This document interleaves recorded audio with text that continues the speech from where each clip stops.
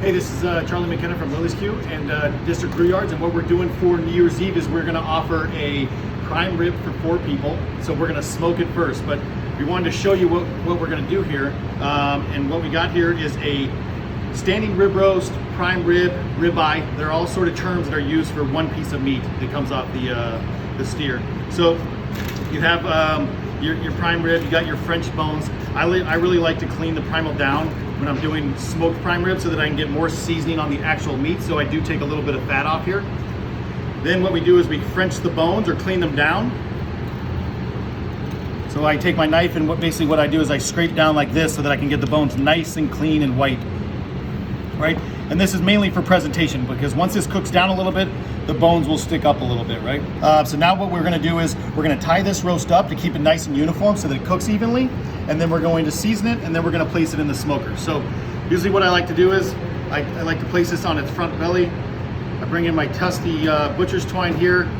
We're gonna untwine some of this, lay it next to us on the cutting board because we wanna have enough to tie the rib roast, but we don't wanna waste any butcher's twine as much as possible. So the best thing that tying a simple rib roast for me is I usually take the end, I slide it under the rib roast, and I'm gonna try to go next to the rib bone, right, to help support the roast. I'll wrap it around.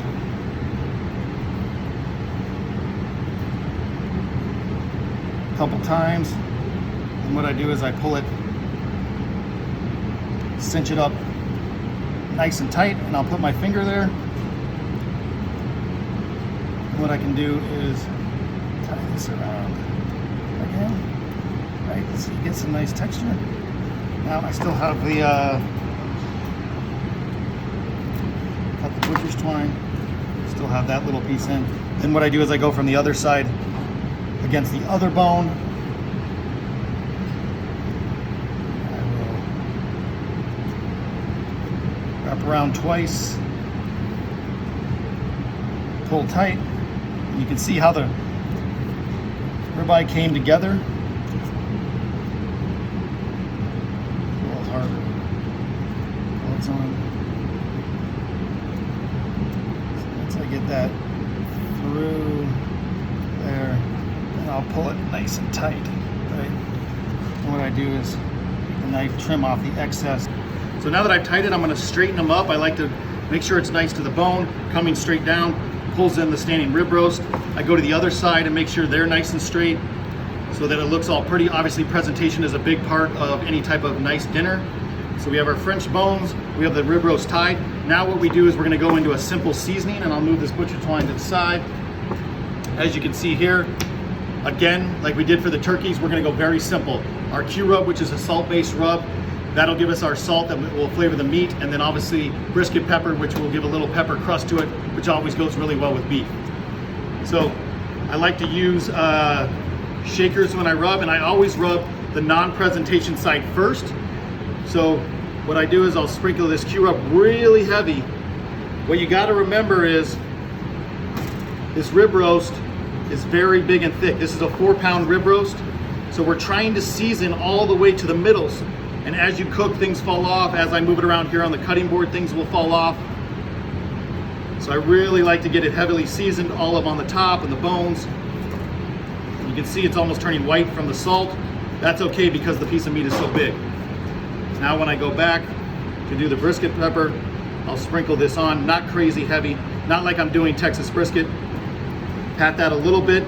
You don't want to rub because salt is a crystal and it will cut some of the pores in the meat. Pat that on a little bit. To the other side. Then finally I will finish with the presentation side so that I knock off the least amount of pepper and Q rub that are going to be presented to the guest. Sprinkle up here a little bit. Now, when I put this in the smoker, we're going to cook it about 225 degrees, and we're going to smoke it roughly for a few hours until we get an internal temperature of about 125 degrees. So we've got our nice clean bones all Frenched and nice, and we want to keep them nice throughout the smoking process. So what I like to do is once I finish seasoning, I'll take a little piece of tin foil like this. I'll rip it in 2 pieces because I have 2 bones for this one. We go from the back. So basically what I do, I like to put the dull side against the bones, and I'll wrap it around and then squeeze it down. What this does is it helps keep the smoke and any juices from anything else from dripping on your bones, and it'll make the bones much cleaner when the cooking process comes out. So I squeeze these down. You now have the tin foil on the bones to help protect them and keep them nice and clean. The last little bit that I like to do is I like to have the standing rib roast on a tray and a rack, like a cookie rack that you cool cookies on. And the reason why is because in the smoker, I like the smoke to be able to go around the whole standing rib roast so that it can smoke on all sides. And the tray will catch any beef juices that I'm going to use to make my au jus.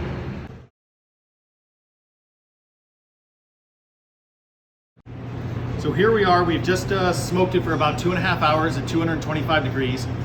We are going to take the string off, take the aluminum foil off, and then also we're gonna slice it for your guests. So first thing I wanna show you is, you see up at the top, we covered the tin foil to protect the bones. And as you take them off, you can see how it keeps them nice and clean. Right? Got them all nice and clean. They don't have like very dark from the smoke.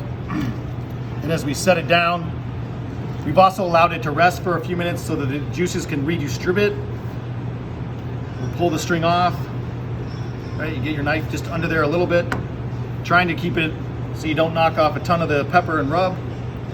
Pick that up, set that aside. So now you have your roast. You can see from the back side, this is a 2-bone roast, or basically a 4-pound roast. So what you could do is if someone wanted a smaller portion, you could cut off the bone here. If you wanted bigger portions, you could cut on this side of the bone and then have middle pieces.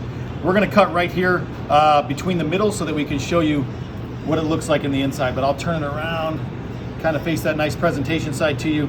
Now, whenever I slice meat, what I wanna do is I wanna go as much as I can with 2 strokes. So I usually start on top, right between the bones. I've lined myself up.